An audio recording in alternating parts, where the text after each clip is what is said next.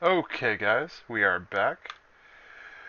Where we last left off, wow, Valen had picked up a job to capture Abdul Hakim, the serial pet thief who is currently in control of a stolen pet. He met up with a past cohort, Marcus, and made it inside Dr. Sui's plastic surgery center, and is just about to meet up with him. Dr. Sui is currently sitting with his back to you. You can see the top of his white hair, and sticking out just the sides of the chair a little bit, you can see the tips of his mustache. So, what do you do? I'm gonna close the door pretty loudly to draw his attention as I walk in, Huh? and then Huh? What? What? Huh? and I'm gonna slam down my compad that has the picture of his face with picture of Abdul Hakim's face on it with the bounty scrolling across it, and Huh? I'm gonna say, you know where this son of a bitch is? Huh? What? Huh? You woke me up from a nap, kid. Uh, oh, you're here for that guy? The police have already questioned me 1,000 times. I'm not a cop. Oh. Ah, Marcus. Ah. Who's your friend, Marcus? Marcus will look over at him and be like, he's, one of the, It's not important. uh, uh, Who I am doesn't matter. All that matters right now is that you tell me where this guy is. well, the doc looks at you. He's like, well, um, I don't know where he is, but I can tell you about what I did. That might give you a place to start. Whatever you have on him, I need it. Okay. What we have so far is he came to me about 3 weeks ago, and basically he needed a new face and a new overall look. He had a skin bleaching, dropped him from the standard tan down to a, you know, lighter, more Hispanic color. He also had all of his facial hair removed. This was kind of interesting. I wanted to leave him with a Nike swoosh on his cheek, but that seemed a little bit unnecessary. He has also been given a leg stint, so he is actually taller now than he was before. I would say he comes in at more like 6'5" at this point. Yep, definitely 6'5". Yes, 6'5". He is more white male, and he has a muddy brown hair with, well, curls. Short but curly.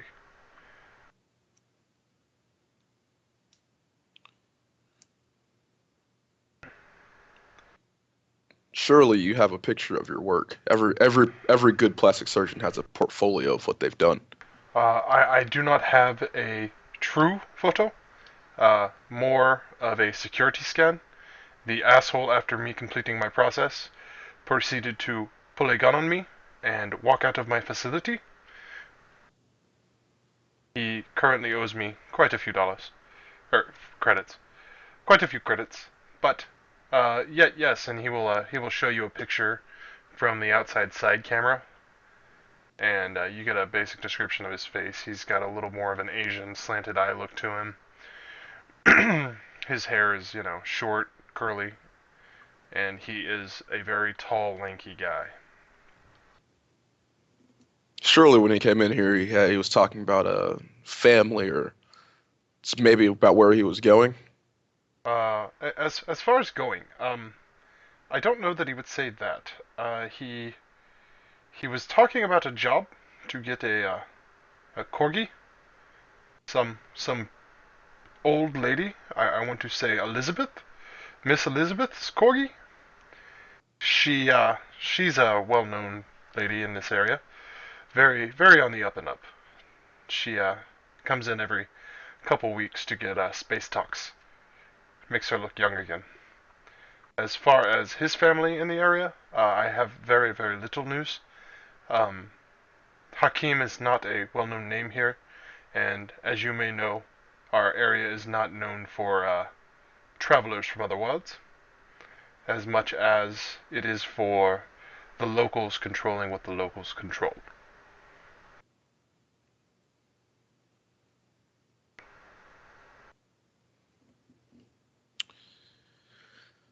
Hmm.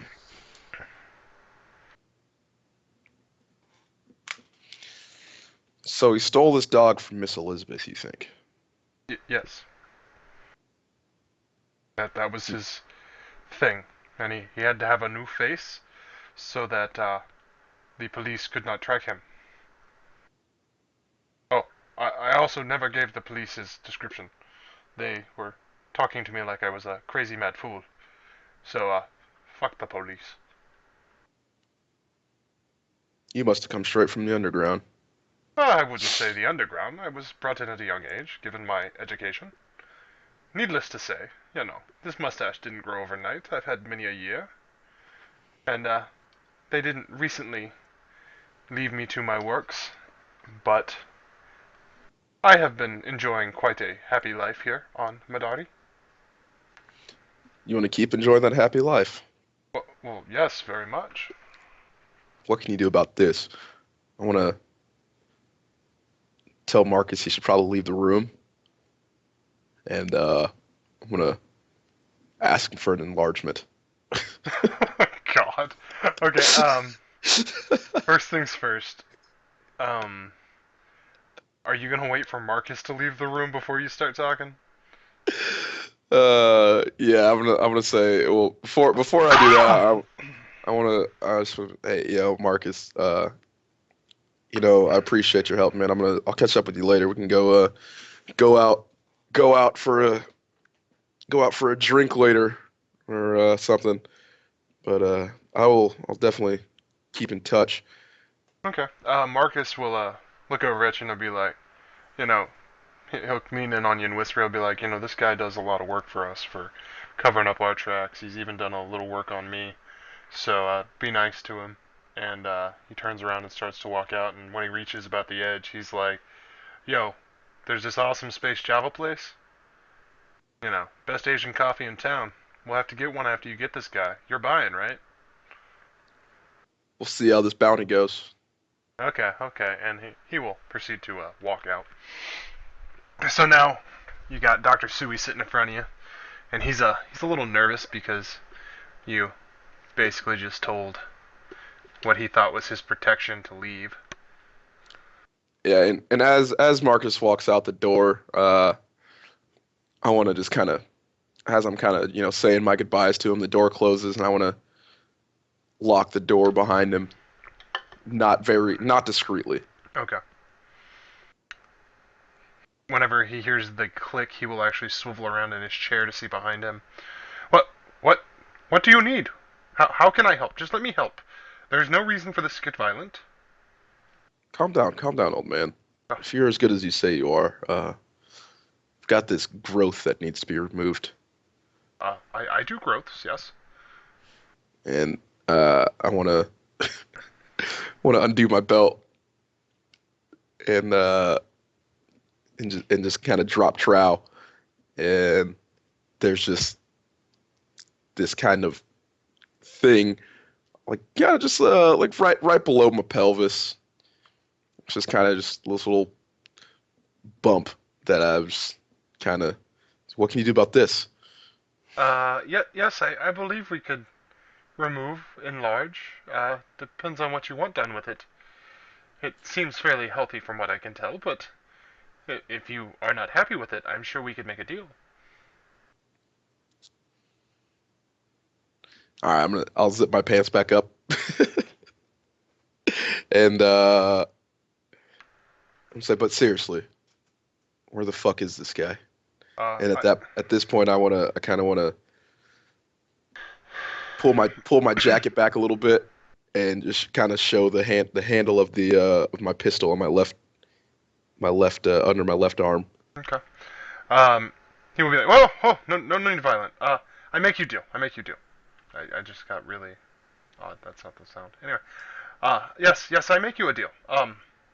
You bring me the 2,000 cred Hiomi for the surgeries after you capture him, and I take care of your enlargement or reduction or whatever you need, free of charge. Well, mostly free of charge. And as far as where he is, I would say you probably need to head down towards the slummier side of Madari. There is the wastes and the previous market district before we were enlightened by our large population. We had a much smaller capital city. It is now overrun with the lesser of our people. Okay. And with that, I'll say thanks, Doc. You've been a big help. Hopefully next time we'll meet on friendlier terms. Yes, yes, definitely. I am glad I could be of assistance to a fellow grizzly. And then I just want to walk out, Yeah. and then kind of just want to stop outside the door. I want to pull up my compad and see if I can do like another criminal check and see if I can't find anything that would link or that would have any kind of outstanding or kind of past jobs for basically the kind of theft that Mr. Hakeem pulled off. Okay, so you're gonna make a culture criminal? Is that what you're trying for? Yeah. So you're gonna hit up your local sources on Spacebook, asking about how many pet thieves have happened in Madari recently. Yeah, or or if there's anything like bounty wise, kind of like what I'm doing, but just for, snatch and grab type stuff. Gotcha. You will open up your compad and start typing into it, and you will get a couple messages. You get a statistic for how many pet thieves there are, and it's very minimal. Pets being stolen is probably the lowest of crimes here, which is why it was probably very easy for Hakeem to manage. They aren't looking out for it. And as far as an update goes, um, you won't necessarily have any information on Hakeem because they don't know who he is. And was there anything else specific there? Uh, Basically anything for like this if there's anything not necessarily about Hakeem, just about like this type of job, like stealing the cyborg dog or something. I just want to cross-reference like the cyborg corgi, the techno corgi, if you will. See if there's anything I can find about that. You will find a note about cyber dog shows, and it's actually something they do for fun on Madari. Is they have cyber pets and they run them through all kinds of tasks. Everything from transportation, running a small scooter through a maze or course, to you know extended sight for hunting and defense. Um, you will see some of the biggest champions in the area, and on that list you will see Elizabeth with her corgi, and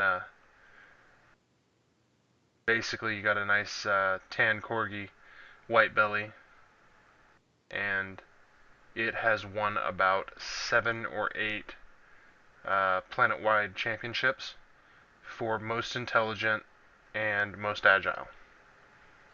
All right. I guess I think my next stop will be this Elizabeth lady. I just want to see.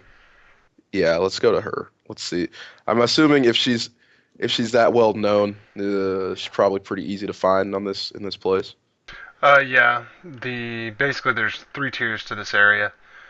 Um, you're in the capital city of Madari, which they just call Madari City, and there's the upper market areas, which used to be for standard sale of normal goods, but are now more like brokerage sales, trade of stocks instead of goods. And then alongside in that area, there's a richer neighborhood. Think of like the Hollywood Hills. Large lots all spread out with nice scenic views overlooking the exchanges.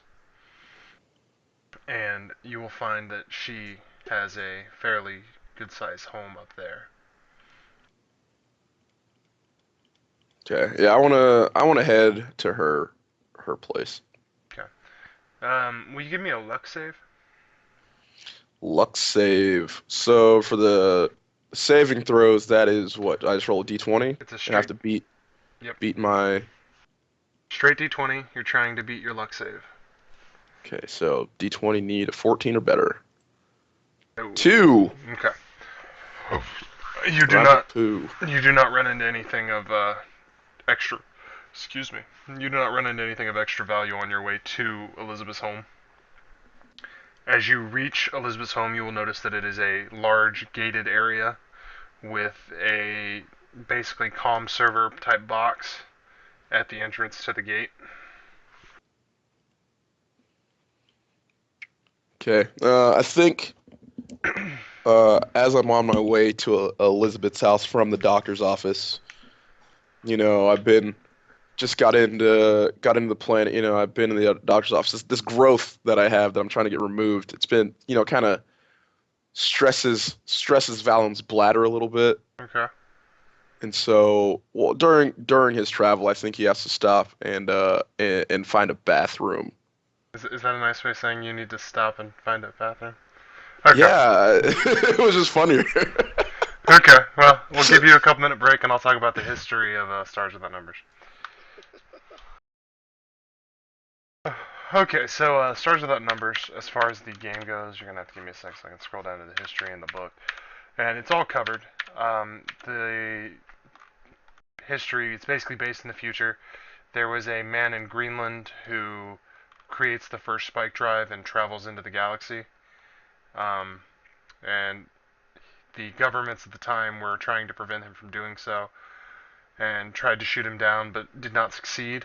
And then he sent a message back 12 days later or something like that, stating that he had made it to the other side of the galaxy, and with it was links to pictures and things. So he proved the initial spike drive worked.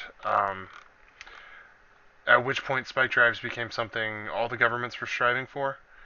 There was a first wave of colonization, and throughout that first wave of colonization, they traveled throughout the stars, but they were restricted in how far they could travel because the planetary governments and things at the time still wanted to have control over their people.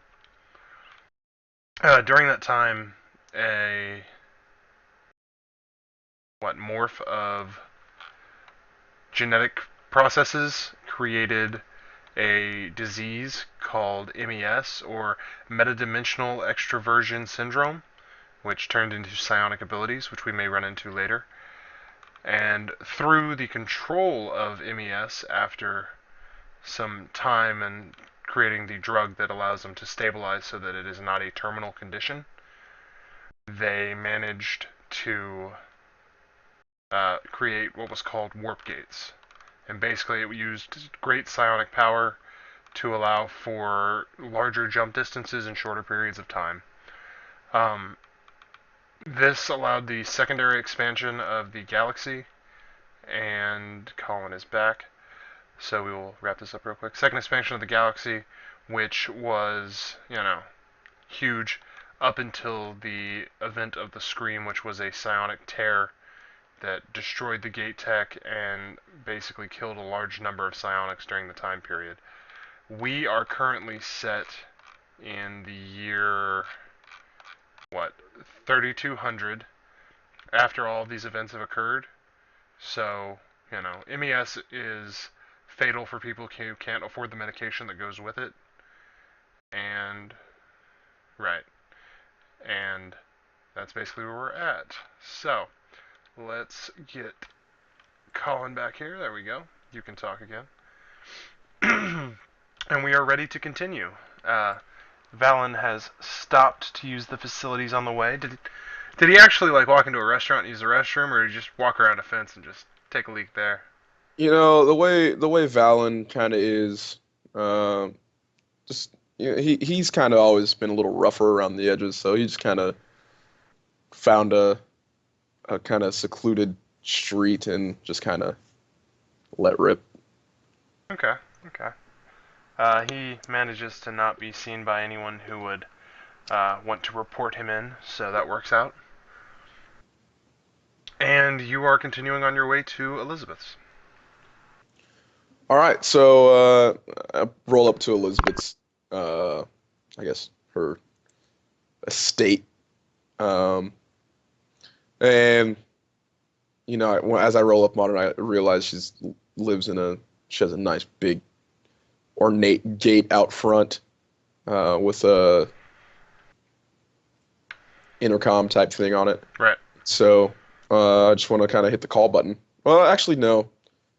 Um, I want to try to find a way in without actually uh, hitting the button first. So kind of like try to either jump a fence somewhere, or kind of sneak in. I got you. Give me a perception check. 7. 7. You start walking up and down the premises along the fence, and you realize it's probably about a 10 or 12 foot tall fence. But at one of the corners, there is a vine that has been growing over the top of the fence line, and you figure you could probably climb up it without too much worry. Yeah, let's try to climb the vine and see what happens.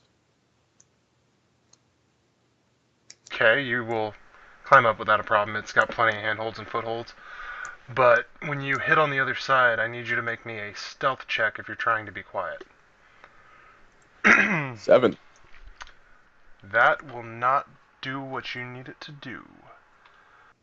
Back over to my rulebook. As you land on the ground, you hear the jingling of a couple different chains, and moments later, there are two large-size dog-like creatures. If you give me a perception check, I'll tell you more. 6. 6. You can tell that these dogs are once again half cyber dogs. One of them has an entire leg that is actually entirely just mechanical that runs straight into his body, and it appears as though their teeth are more like um, Jaws from James Bond, spiked metal grill, and these animals are charging at you. So we will go into our first combat. Traditionally, you would roll initiative, but in the case of heroes, you automatically win initiative. So, what action would you like to take? Well, I don't want to. I kind of have an assumption with the information that I have on this Elizabeth lady, and based on how much this bounty is worth, that I kind of feel like she's the one that let the bounty go. So I don't. At first, I think about. I put my hand on my pistol, and I think, no, I don't want to kill her cyber dogs. So then I go and I reach for my stun baton, and I want to pull my stun baton out. And what's the distance between these dogs and I? Um, you would have had time to shoot once before they will reach you. So you will have this turn, they will still be sprinting at you, and then at the beginning of the next turn, they will basically be equal with you. Okay. Yeah, so in that case, yeah, I just want to pull my stun baton out and just kind of get into a semi, I guess, defensive position. Okay. Um, you will still get the first attack as the dog approaches, because with your defensive stance, I assume you're preparing to strike once one's within range. Yeah. Okay. So we will make your first attack. Let's see, what page is that? Let's scroll up to melee combat, and we will discuss how that works for the first time ever.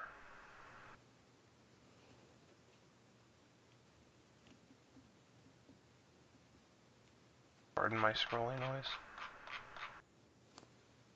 Grab the bar. I know, but when I grab the bar, things move too quickly. I should really use the arrow. It's easier.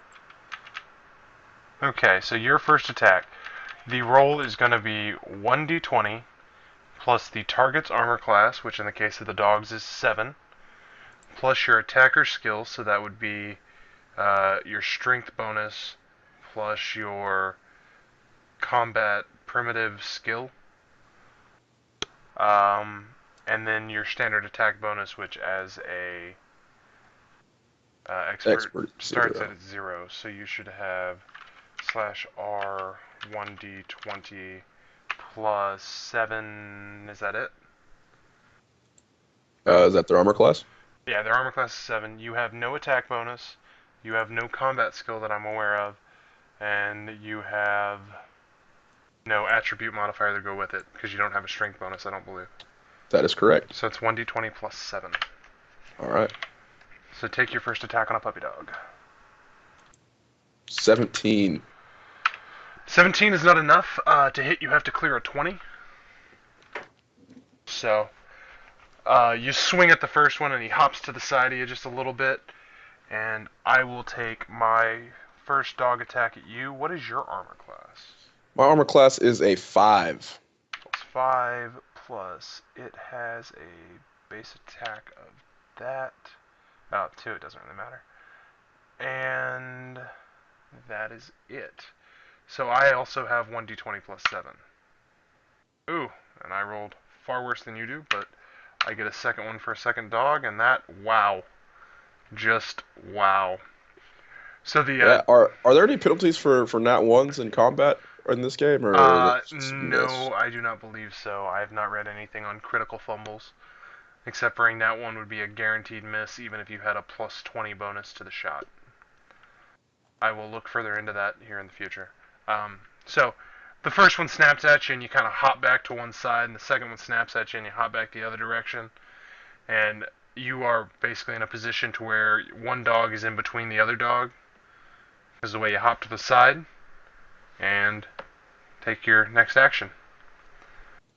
Okay, so I'm just gonna go ahead and swing at it again. Whichever dog is closest to me within reach. We'll call it Metal Leg Dog. Yeah, so yeah, I'll old tin leg over there. I'll swing at him. 27. Ooh, Boom. Yeah. damn. Yeah, Wish there that. was critical hits. Yeah, that'd be nice, wouldn't it? Yeah, wouldn't it? This is your first opportunity to use your Fray die if you'd like. Explain that again. Basically, the Fray die, let me pull it up so I can read it to you. Here are rules. The Fray die, you gain an extra die against minor opponents to hit. Fray die never expends ammunition, so it would allow you. What's your normal attack die with the stun baton? Is it to hit or my damage? That's to damage. Oh, okay, so it's 1d8. So I'd get 2d8 if I did You would that? get 2d8 damage on this attack, and remember that your attacks, if they kill the creature, they move through to the next creature. Okay. Well, I'm using a stun baton. It wouldn't kill it, but I don't. No, I don't think I need to use it. Okay. I'm just gonna do my regular d8 of stun damage to this thing. Okay. Give me your regular d8 stun damage. 5. 5. 5 will drop the first dog down. You will see a few sparks kind of come off of his little metallic leg as it twitches a little bit, and then he lays there unconscious, but still seems to be panting. At that moment, the first dog will snarl and bark at you once, and will take his attack on you. He will Wow, hit. that's really ironic. I know, right? He will deal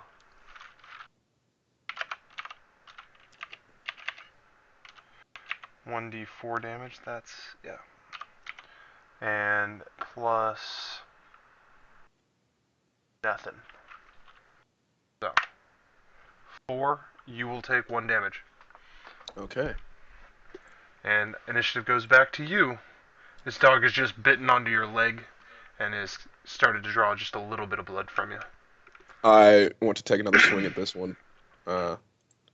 10 is not enough. With his attachment on your leg, he will rear back and try and bite you again, this time hoping for a more critical wound. But his snap misses as you jerk your injured leg away from him. He is now positioned standing over the top of his recently downed brother. Miss again. Ooh. Do you remain within like the 5 foot range of him so he can still snap at you? Yeah, Okay, yeah. Because I mean, this baton's pretty short. right. So as he stands over his compadre, he manages to get another nip at your forearm this time as you swing in through him, and he nips your arm, dealing 1 damage. For everyone out there who's just coming in at this point, the Heroes Edition grades damage a little bit differently. 1 damage is no damage, 2 to 5 damage is 1 damage, 6 to 9 damage is 2 damage, and if it's 10 plus damage, it's 4 damage, and that's based on die rolls, just so everyone knows. Anyway, he snaps at you and takes another small chunk out of your arm as you bleed a little bit more. And I'm gonna go ahead and try to swing again. And oh Ooh, wow, that's a miss. not what you're after. You swing, and he kind of steps back just a little bit, and your baton hits the ground with a nice thud. And as your arm is fully extended, he snaps at your arm, but you manage to jerk it back just in time to prevent him from getting a good bite on you. So at this point, I'm wondering. This is kind of out of game. Well, I guess would anybody with this stuff going on in the yard? Is this like a pretty extensive yard, or is it Oh, like? it's a massive piece of land. You can see the house from where you are, but it is a ways off. The drive is probably a football field or so in length, so 300 yards or so before you'd even get to the house. And besides the dogs, there doesn't appear to be any gardeners or other type of security hanging around. Okay, that was my question was kind of like, would anybody have noticed this at this point? Uh, Somebody like in the yard, kind of. I feel like there'd be some kind of ruckus from these dogs making noise, and there's a little barking and such, but from what you can tell, no one has looked out at you from the house or any place you could see. If you'd like, you can give me a perception check to see if you see more of what's going on at the house. no, I just want to check the dog out. Okay, 26, there we go. that'll do it. Six Six. damage. That dog takes 2 damage and falls prone over his brother. So is my damage scaled as well? Yes, your I'm damage guessing is then. scaled as well. Okay, And their hit dice is actually or their hit points is based pretty much solely on their hit dice. At least that's the way I'm treating it right now because I don't have a true. Yeah, I think that's how it works. Is they have hit dice versus having hit points. Because I don't know what the monster's hit dice is, I probably should have read a little further before that, but it worked out because they should have been basically one-shot creatures, 3 or 4 damage apiece. makes sense. Yeah, so now that that's done, kind of just want to make my way up to the house. You're Uh, about to skip something very important. am I? Yes. At the end of any combat, the hero may take a short rest to patch his wounds and gain back 2 hit points. That is very important. Yes. And since I only dealt you like 2 hit Two points, damage. yeah, you'll be able to recover back to everything. You manage to patch up your arm just a little bit, and you wrap your leg and kind of pull your sock up over the bloody spot and manage to get it to clot nicely. So, All right. Well, in that case, I want to do that, and then I want to head on up to the main house. Uh, I guess I'll just proceed, just try to make my way back to the main driveway, and just kind of proceed up to the house at this point. okay. You will do so as I lean back and hope that this beer is still cold. It is. As you approach the house, you realize that this place is enormous. Um, Basically, the house is probably 70 feet deep by 150 feet wide, and it looks very similar in style to like the White House, except for the awnings and things like that seem to float without support. Damn, it's a pretty nice place. I just want to just go ahead and ring the doorbell. You ring the doorbell. Ooh, that's tart. Anyway, you ring the doorbell, and after a long while, you hear this kind of disgruntled grumpiness. Who be at the door who didn't ring the bell? And he opens the door, and you see this very large, rotund man with a bald head wearing a tuxedo type thing. And he's got a cummerbund, but his belly is actually big enough that the cummerbund is more like a cummerbelt as it sits underneath his belly. And he opens the door and he's like, "What do you want?" I'm here to see Lady Elizabeth. "How did you get in the yard? Lady Elizabeth doesn't take random strays off the street." I rang. I rang I tried the intercom, but it just wasn't working for some reason. And I Uh, want to use my persuade skill and see if he buys it. okay. I was gonna say, you're gonna have to give me something for that. So let's see what your persuade has to say. 7. Seven. Seven's passing. He will reach down at his compad and be like, well, maybe my ears are getting old. And puts his compad back up before he manages to actually read it and see that you hadn't called. Lady Elizabeth, do you have a meeting with her? No, this was actually I uh I just I just want to know about your I understand that she recently came up her prized cyber corgi just Oh came wait. up missing. Are you a hunter? I'm a freelance recovery specialist. Yeah. Hey, that's a classy way of putting that. Uh, let me This is a classy place. let me let me get a hold of her real quick. And he will kind of take a couple steps in and tell you to come into the entry and close the door behind you. Um, and then he will walk about 5 feet into the next room, and you will hear his compad kind of do a little jingle, and a woman will pick up, and she will be, yes, butler, and talks for a couple minutes. You can't make faces like that, dude. Sorry, I I just checked my fantasy football score. gotcha. Jamal Um, Charles is actually beast moding right now, so I gotcha. I won that game. Okay. Anyway, a nice lady's voice comes across. Yes, butler. And he will go from that gruff, mean tone he was having with you to a, madam. Yes, you have a visitor here. He is a recovery specialist, and he would like to talk to you about your recently lost prize. And you'll hear a little bit more. Can you give me a perception check? 7. Huh, that'll pass. She actually will ask a couple questions that are a little bit like, well, is he a Madarian? Or is he one of our rat trash from the other galaxies? And the butler will be like, I'm not actually sure.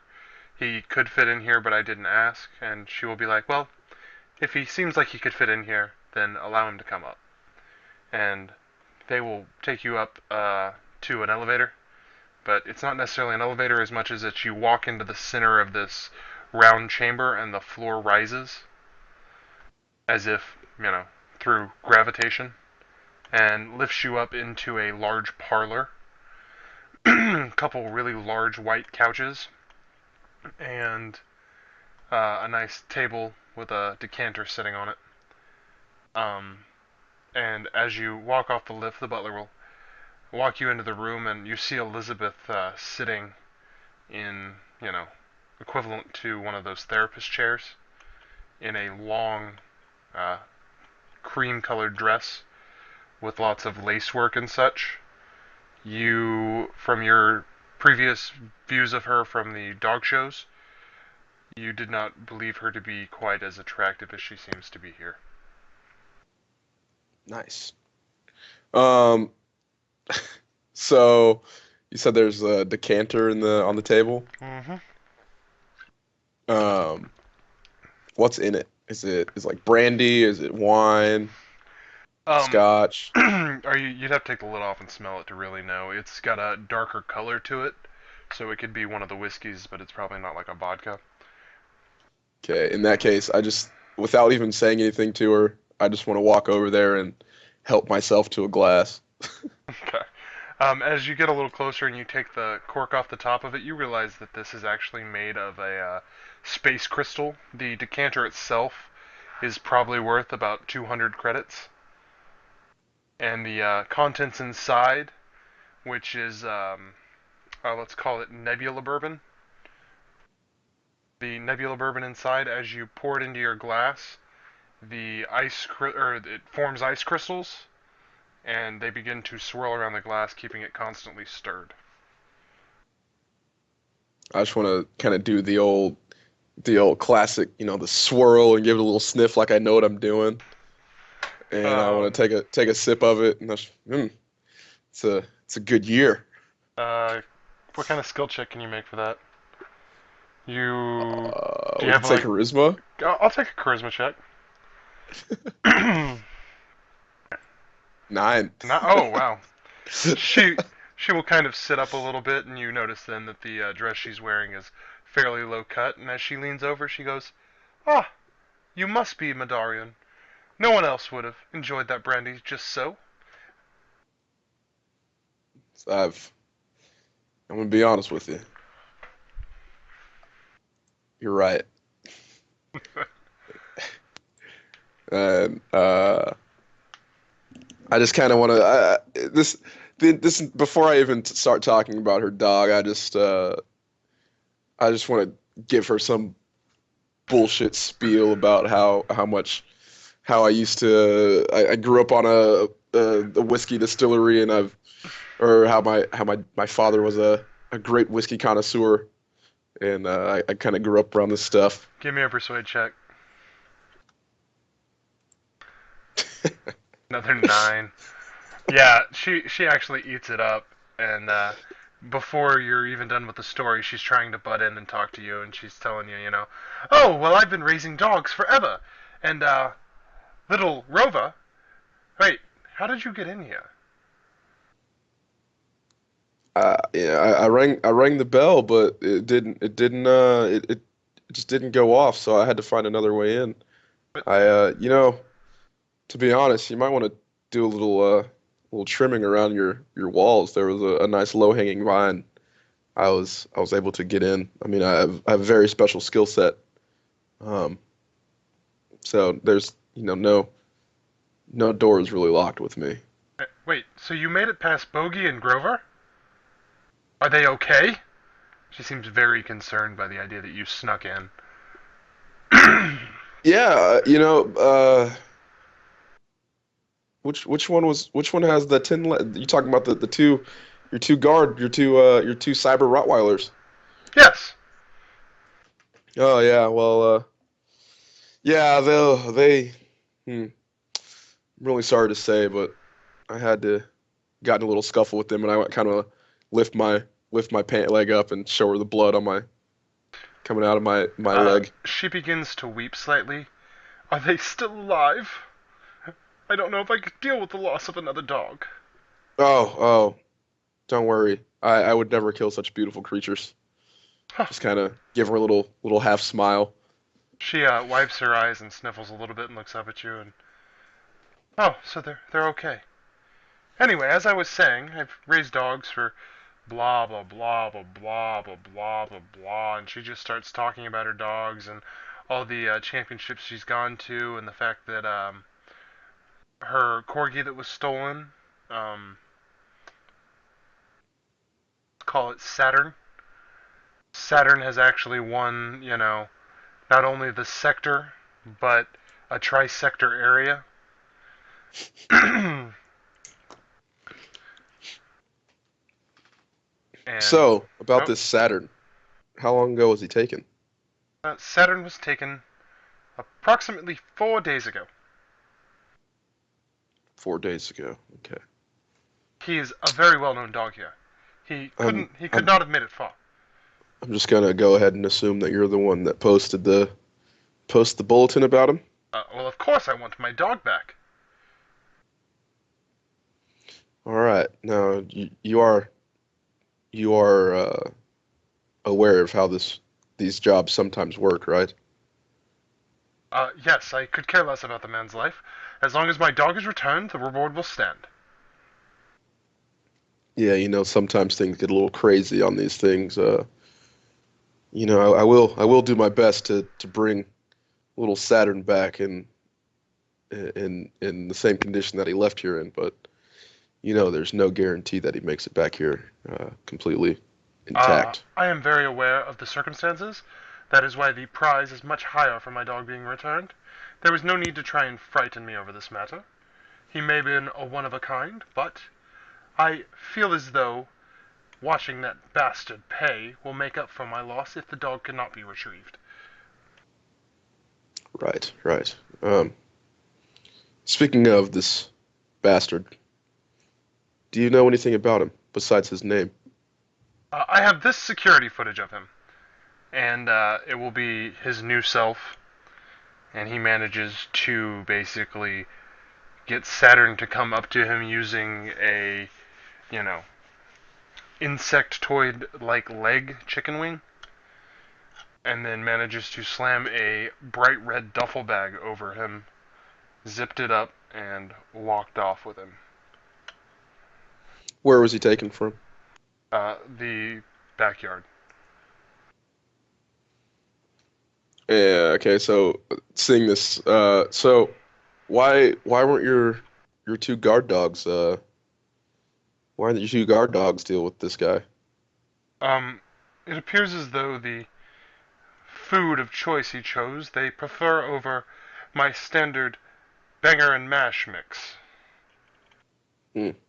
I feel like maybe you need to upgrade their software a little bit, huh? Definitely. They still seem very, food driven instead of protection driven, but brains are so finicky. I'd gone through 4 other guard dogs before this, trying to make them more aggressive, and 2 of them had to be put down for attacking my servants. I wanna, you know, Elizabeth, I might know a guy that actually specializes in this kind of thing. Well, not really dog programming, but you don't really need to know the background. Just all you need to know is that he might be able to do the reprogramming for you. So I'm gonna do another criminal check to see if I can find my. Actually, I just basically just want to text Marcus and ask him if we have anybody within our organization that would know how to reprogram a cybernetic uh, creature. Okay, give me your culture criminal roll. Can I get a +1 for my contact? You're using a contact to get a contact, so I'm gonna say no. Okay, But if you it was were, a try. It was a stretch, yeah, if you were calling and on I still got a Marcus, 9. Still got a 9. oh, it doesn't know what I tried to type. Damn. Um, you hit Marcus up, and Marcus is like, yeah, we probably got someone in the area, but or in the organization, but he ain't on this planet, man. He he way out there. It ain't gonna be some short, easy trip. And I just want to go ahead and ask her. So if I could find somebody to reprogram or to rewrite this kind of software for you, would it be? Could you make it worth my while? Well, define what you want by worth your while. And I just kind of want to leave it open ended. I figure you'll think of something. Okay. She blushes a little bit and says, Okay. maybe I've already thought of something. And I just kind of want to awkwardly stare in the bottom of my drink and take another sip, and then anyway, back to Mr. Hakim. Uh, how did he get in here? He came through the back pond. There's actually a small river that runs through the backyard, flowing off into the lower lands, and he appears to have scaled those and made it into my fenced area. Do you know of anyone that would possibly want to purchase this Saturn from you? Everybody wants Saturn. He has won tri-stellarly. He is amazing. He is the smartest of all. He's worth probably 4,000 credits alone to even a chump buyer.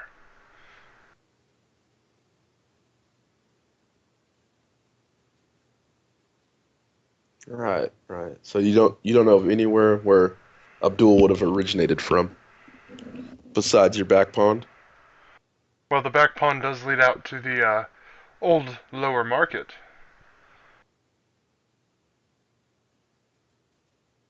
Right, right. The lower market.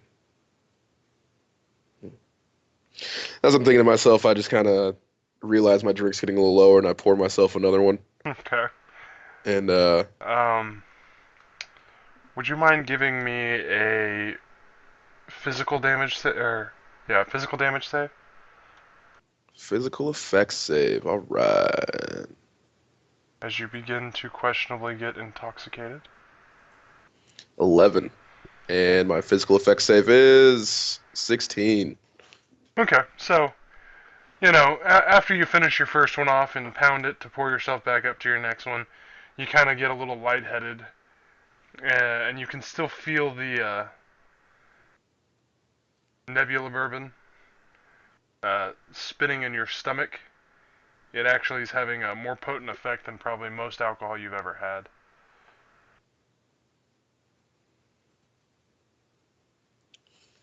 Oh man, this is really is this standard Nebula bourbon you got here? What is this?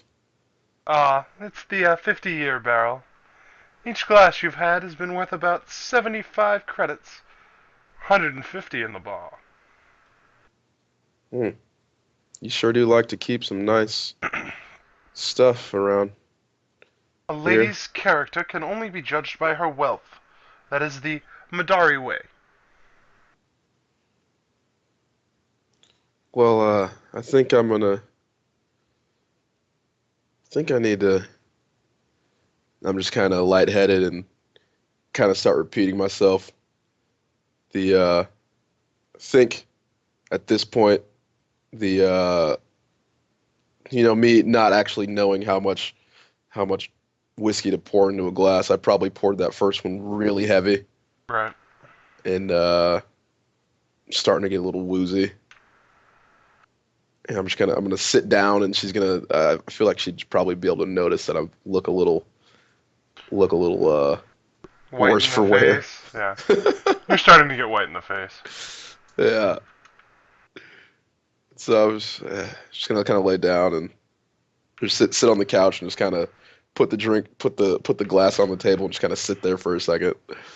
She will talk to you a little more about her adventures and endeavors. And before long, she realizes that you guys have been sitting there for probably about 45 or 50 minutes. You're beginning to get a little bit more coherent. And she will then look at you and be like, "Wait, you aren't here to talk with me. You're supposed to go get back Saturn."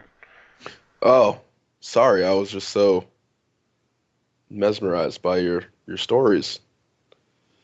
So I do hope we can meet on better circumstances. And I just kind of and say, well, for ease of communication, I think maybe if I had your compad info. She will rip your comm out of your hand, log into your spacebook, and add herself to your spacebook. New contact, Lady Elizabeth. Oh my god, are you taking notes? You damn right I am. So proud. This is I learned from our past endeavors that well see and I also don't have the ladies to take the notes for me. So Yeah, you gotta keep up and with it.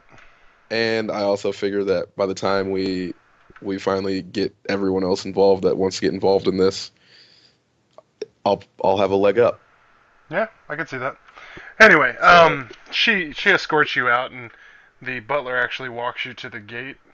And about the time you're getting to the gate, the two poochies are beginning to kind of stumble in.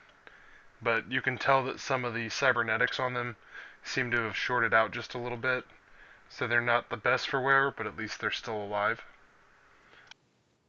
Um, and he will escort you to the gate and close it behind you. All right. So, that's probably hour two, isn't it? Yep, About. we're about 5 minutes away, so let's go just a little bit longer. We'll get you down to the lower market because that's where you're headed, right? Yeah. Okay, so we're gonna make it down to the lower market, and give me another luck save. Another luck save. Damn. Nope. Give me a perception check then. I'm beasting the skill checks. uh, yeah, because you can't reroll the saves. um, as you know, did you walk there, or did you catch some like local transportation? Um, I feel like if things went the way we can backtrack for a second. If things went the way I think they went inside Lady Elizabeth's. I feel like the I would get a ride from. She would arrange for me to get a ride there. Okay. She will give you about five creds and called you a cab. And the cab ride actually only cost you, 7 creds. So she shorted you a little bit. What do you do when you reach the lower market and you realize you gotta shell 2 creds out of your own pocket? I'm gonna feel a little offended. Um, and then hold on a second. I gotta figure out my how much money I actually have. What did I say? I had 75 left at the end of that. Yeah, that's what you said. Okay, so yeah, I'm just gonna kind of think to myself like, wow, for a rich lady, she sure is a cheapskate. And uh, I'll just kind of pay the cabbie with no qualms Okay. and transfer him the other two creds. Gotcha. Um, you basically get out of the cab, and as you get out of the cab, your perception was an 11, right? Say what? Your perception was an 11? Yeah. Oh god, you crushed that. Um, as you got out of the cab, you paid the man, and as you're turning around, you start hearing this barking noise, and you see a tall white man chasing behind 3 dogs that are following a local red car. Okay. And at that moment, you believe you have seen Hakim, and he seems to be having trouble keeping up with his prize. We're gonna take our break there, take another 6 minutes or so, get a restroom break in and all that. So let's head to break, and we'll be back here in just a little bit. Break time. Break time.